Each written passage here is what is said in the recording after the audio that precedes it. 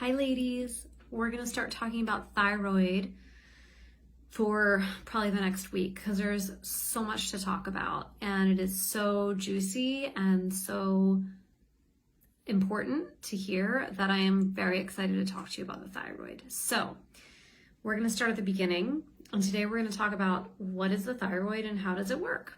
So the thyroid is a gland in your lymphatic system that is located right beneath your throat.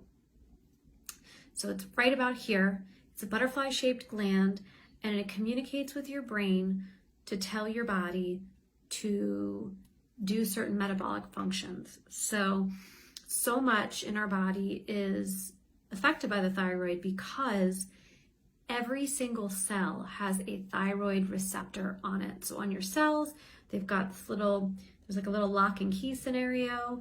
The key would be the hormone or the vitamin or something, and the lock is the little place that it kind of locks into in the cell to initiate change. So most people associate thyroid with weight gain or weight loss. That's kind of like what everyone really thinks of.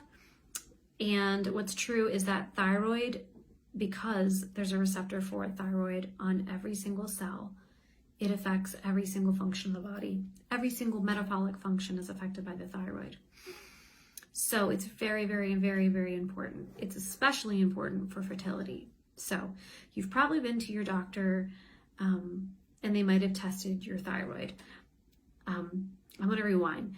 You may or may not have been tested at your doctor's office. So first here is they don't test you, they don't look at it, they're not thinking about it.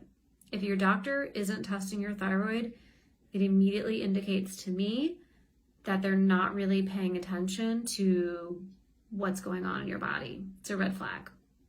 If your doctor does test your thyroid, chances are he or she probably tests your TSH. That is the normal thing that they're looking for because in their paradigm, according to their protocols, they are looking for TSH, which is called thyroid stimulating hormone, that is above 4. We're going to get into this more in the future, but a TSH above 4 is very, very, very far beyond how we would ever want it to get to. If you're at 4, it means your fertility is being drastically impacted. I don't think it's possible for a woman to get pregnant if her TSH is 4 or above. Get pregnant and stay pregnant is what I want to say. So TSH is the hormone that your pituitary gland creates to tell your thyroid gland to produce more T3 and T4. So there's TSH, T3, T4, there's thyroid antibodies, there's reverse T3. We're going to basically focus on the first couple that I mentioned. So your pituitary gland in your brain has a feedback loop with your body and your blood, and it's kind of always regulating what's going on in your body. This is the same for a lot of our pregnancy hormones, fertility hormones, so estrogen, progesterone, FSH, LH, all of these are in this feedback loop with your brain communicating. So thyroid stimulating hormone is the hormone that your brain releases when it notices that you either have too low or too high an amount of T3 in your blood, okay?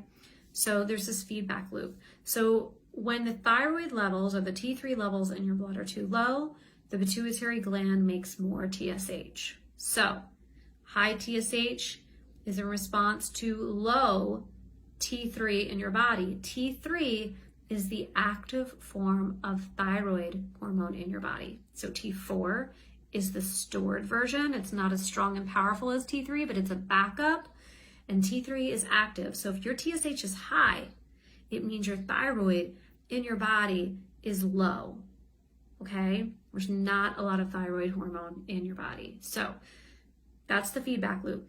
Your pituitary gland is listening, looking at the blood, communicating with your body. Low T3, we're gonna pump out more TSH. TSH travels, the hormone travels down to your thyroid gland here and says, please, we need more T3. And then your thyroid gland produces more T3. So, like I said, the thyroid gland, well, I didn't say this before, but the thyroid gland produces two main thyroid hormones, T3 and T4, and they regulate your cell metabolism. So those two main ones are T3 and T4 we just talked about. Again, your body produces more T4 than T3. It's about an 11-to-1 ratio, but T3 is the biologically active one, again, that gets into your cells and raises your metabolism. Again, T3 is active, T4 is inactive storage. Now, here's a little tip. When you are not able to effectively convert T4 from the stored version to T3, which is the active version, you can see that in your temperature taking. If you're doing BBB temperature taking, you will see low numbers on your charting. Numbers like 96 point something. If you're using something like an AVA bracelet, they're going to maybe be in the 96s if you're in the 97s normally. So you have to take that into consideration. We're talking about tongue temperature. So that is the first thing I want to tell you about the thyroid. And I think I'm going to stop there today.